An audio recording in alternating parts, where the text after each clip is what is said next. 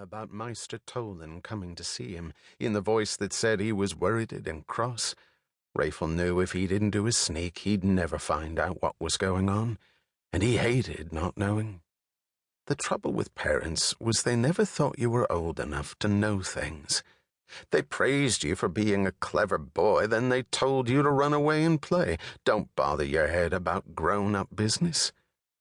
He got so cross when they said things like that he had to hide in his secret place and crack stones with his magic, even though Da would wallop him if he found out. Of course, he knew perfectly well he wasn't supposed to do a sneak. He wasn't supposed to do any kind of magic, not just stone cracking, not unless Da or Mama was with him, or Meister Rumley, his tutor.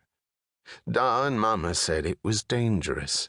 They said because he was special, a prodigy, he had to be very careful or someone might get hurt. He thought they were boring and silly, all that fussing, but he did as he was told. Mostly. Except sometimes, when he couldn't hold the magic in anymore, when it scritched him so hard he wanted to shout, he danced leaves without the wind or made funny water shapes in his bath. Only playing. There was no harm in that. The time when Da said he and Meister Tolan were going to meet and talk about the failed expedition, that was when he was supposed to be in his lessons.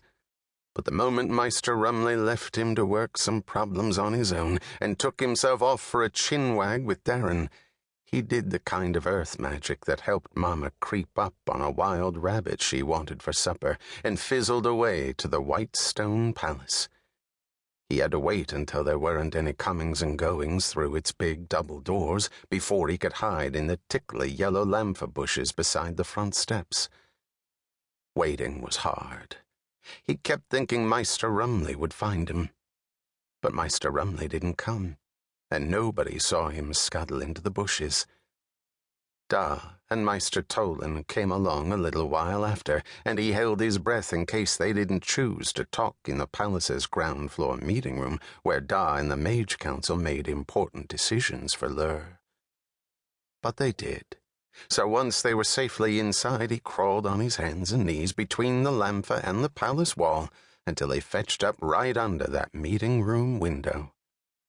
There, hunkered down on the damp earth, yellow lamphor blossom tickling his nose so he had to keep rubbing it on his sleeve in case he sneezed and got caught and landed himself into walloping trouble, he listened to what Meister Tolan had to tell Da about his adventure, that Da didn't want anybody else to hear. The lands beyond the wall were dark and grim, Meister Tolan said. Weren't nothing green or growing there. No people neither. All they'd found was cold death and old decay, mouldy bones and abandoned houses falling to bits. There wasn't even a bird singing in the stunted, twisted trees. That sorcerer Morg had killed everything, Meister Tolan said. Might be Lur was the only living place left in the whole world. It felt like it. On the other side of Barrel's mountains, it felt like they were all alone, in the biggest graveyard a man would ever see.